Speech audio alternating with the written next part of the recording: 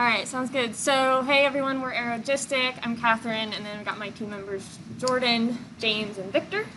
And so for our first preliminary design review, just as an overview, we have our project divided into two subcategories. So the first one is the Diagnostic drone landing pad, which Jordan and myself are working on, and then the drone recovering rover, which James and Victor are working on. And so first, I'm going to go into the drone landing pad, and we'll do the rover afterwards. And so the main purpose of this part of the project is to develop pre-flight diagnostics on a landing pad for drones. And so the idea here is that you want to make sure that, when you're going to fly your drone, that you are sure that it's not going to crash, that there's not going to be bad weather, that there's not going to be any issues that can happen when it's on its flight to wherever it's going.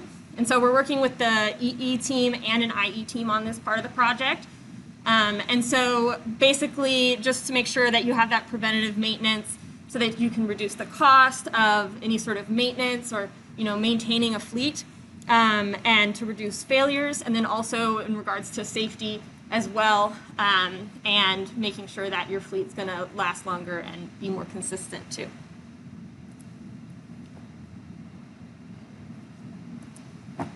Come on. Click on the screen.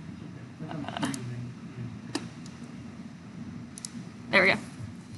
Okay, so there are three main sensors that we're working on, mounting and being able to work to where it needs to go into a specific place towards the drone. And so the first one is a temperature sensor, and so Jordan's working on an actuator design. And so the temperature sensor can be located to the side of the propellers. Another one is force sensor coupling, and so this one is to, and we'll go into this a little bit more, but this one is to make sure that it basically grabs onto each of the propellers of the drone so that the drone can fly up and it can take those force measurements. And then there's also a microphone and a MEMS microphone, so we're going to be mounting that as well to take other sensor readings. So the requirements for the arm that extends out to measure the drone components, in particular the temperature sensor and RPM sensors, it needs to be fully autonomous, so it has to automatically extend out and measure the component health, and then it has to also be able to retract completely with a loss of power. The sensor arm must also, when retracted, allow for the drone to have a degree of movement while landing and taking off from the pad. So here is our first preliminary design. It is a hinge-operated arm. There's going to be a linear actuator that pulls one side of it towards a fixed side, and when it pulls that side closer, a member then pivots around a bend point that allows it to extend out and get the temperature close enough to the component to be measured. The second one was a simple telescoping design. These are to be mounted on the perimeter of the railings, by the way. Excuse me. And this just sits at one position on the railing and extends out to measure the component after the drone lands. And then the third design is just a rotating arm that pivots outwards to rotate or to measure the motor and RPMs. And for our concept selection matrix, we developed criteria and weights based off of expectations laid out from our sponsor and comments made about the previous semester's senior design project. And these criteria would include accurate positioning, retractability, the footprint when retracted, its strength, and its weight. And based on the criteria here, the hinge operating arm actually came out on top, which was a surprise because we actually anticipated the combination of the rotating and telescoping arm to be on top. However, it just did not fare well in this concept selection matrix because it failed when it came to retractability because it would be more complicated and require more motors.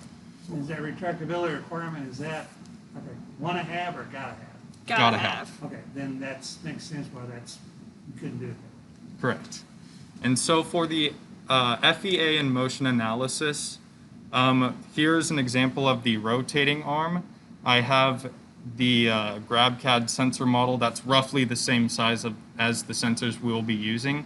It weighs 2 grams, which converted into 0.02 newtons.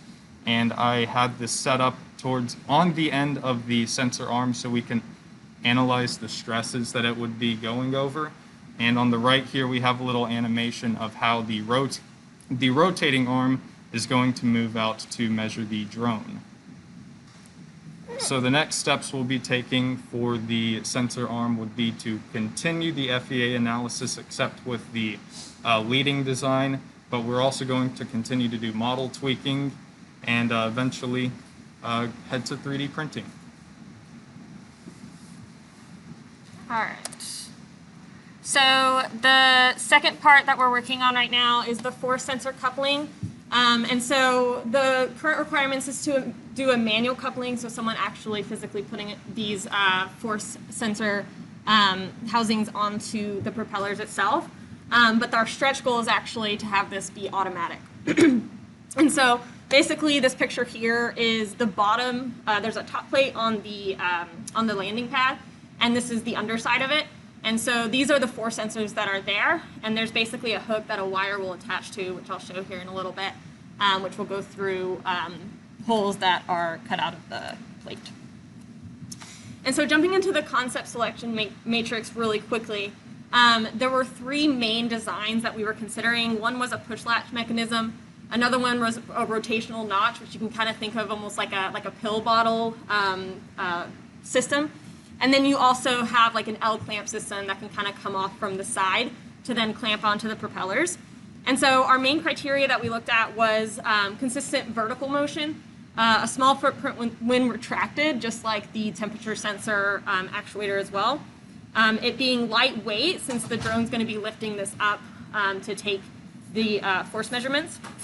The wire to coupling strength is going to be really important. Again, for the integrity of when the drone is lifting up, and then also the coupling to drone strength too. And so when we looked at all of this, the push latch mechanism came out on top. One of the main reasons why is that consistent vertical motion. When we were looking at the other designs, the rotational notch would require 2 different wires on either side.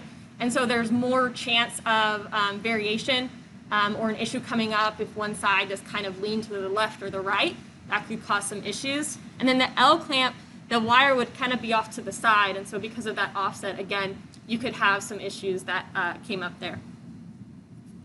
And then also the flexibility of movement, of being able to move around the force sensor coupling itself, is achieved through the wire attachment.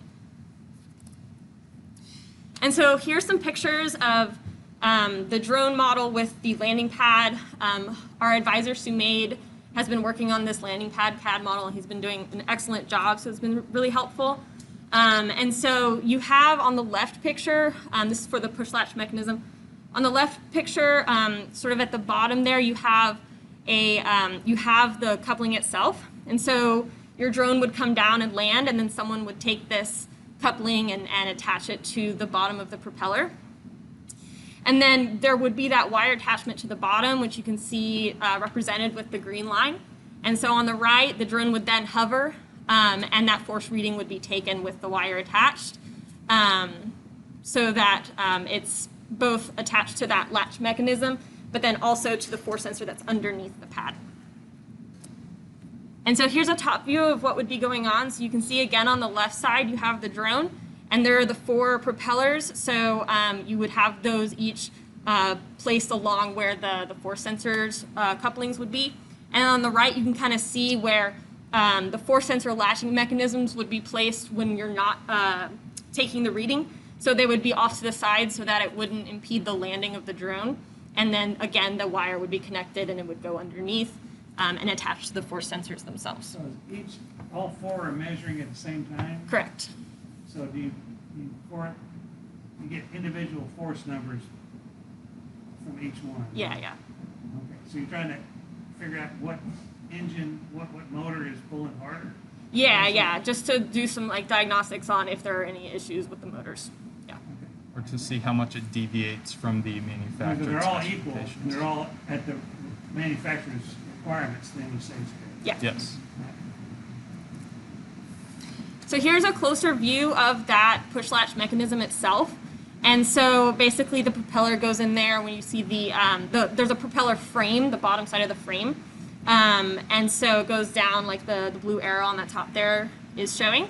And so there are ball bearings attached to the sides and then a bar. And then if you look on the right side picture, you can see the components that actually rotate to allow for the latching.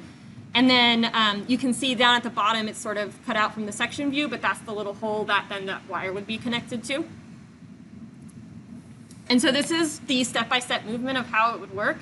Again, these are just the preliminary designs, so there's still a lot of work to do. But you can kind of see the picture with the circle and the two pieces on the top and bottom are representing the frame below the propeller. And so it would come down and push out those components on the left and right so that it would then latch. And then to unlatch, you would push down again to unlatch it. So similar to some mechanisms that you would see just in everyday life. So the next steps is to improve on that CAD model, to do the FEA motion analysis, just like Jordan's been working on, and then to 3D print the prototype too. And keeps doing that.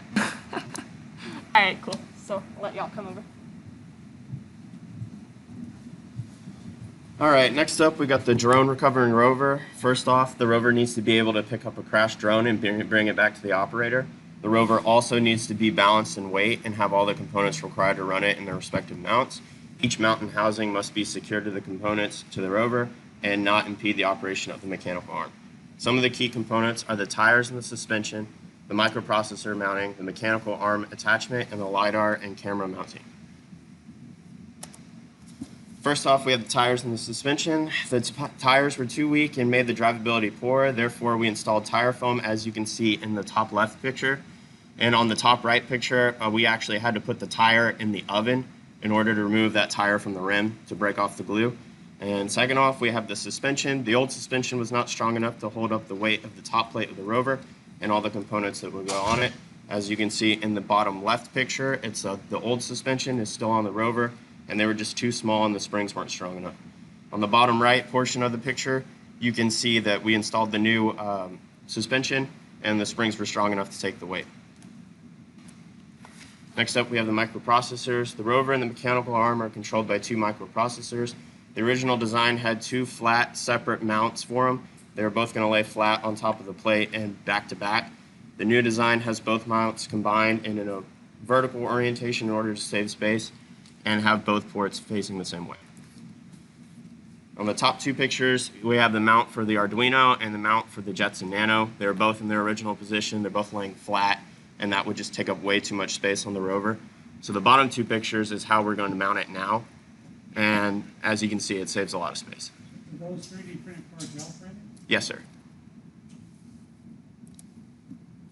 All right, the drone attachment. The way the mechanical arm will pick up the drone is by a 3D printed attachment mounted on the top and bottom side of the drone. These will be secured via Velcro. And in the picture is kind of a rough 3D model of what the attachment might look like. It will be mounted with Velcro on both sides, and our idea is the rover will drive up to the front of it, bend down, and these little cutouts in the attachment will be optimized for the width of the mechanical arm, and it'll slide in there and just pick it up and bring the drone back to the rover, or the operator. All right. Our future goals is to test the drone attachment and possibly redesign the claw for the mechanical arm if it doesn't work well with the drone attachment. All right. This is our concept selection for the Rover Arm Attachment. We used the criteria that we thought was most pertinent to picking the proper Rover Arm Attachment. And here's some definitions, because I don't know if I use the best terms, but concept simplicity, how simple it is for the attachment to do its job, like to pick it up, like if it was a hook or if it was the skew, like the scoop. The ease of use, how easy it would be for the rover to complete the task with said attachment. Like it's a lot easier to scoop, I would say, or magnet. Part variability, in case that let's say the goal or the attachment changes, any aspect of the project changes, what attachment can best, I guess, change with the change that happened. Carrying position, how well each attachment can carry and deliver a fallen drone. Like the two-finger attachment might not be as secure as scooping a drone, and maximize each journey. We were just thinking about maybe if we could pick up 2 drones at the same time, that would maximize, and then just having to go each fallen drone, and we feel like the skew would do that too. We got tied for the two-finger attachment and the skew. We believe that they're both pretty well. We might lean towards the skew. We don't know. Still in the process of deciding. Is this one? Yeah. We made a new Lidar stand because we believe that the camera would be better under the Lidar, which is under the light. We believe that it would pick up and sense and process a little better with the better vision. So we decided to change the Lidar so we could mount the camera mount under that. And the camera mount. So the goal is to be able to place the camera, the Lidar, and the Lidar stand all in one place using two little poles under a little bracket on top of the stand that goes on the rover. So that to limit space, to increase our space on the rover top, and to better be able to sense and find fallen projects. That'd be our future goals. Thank you.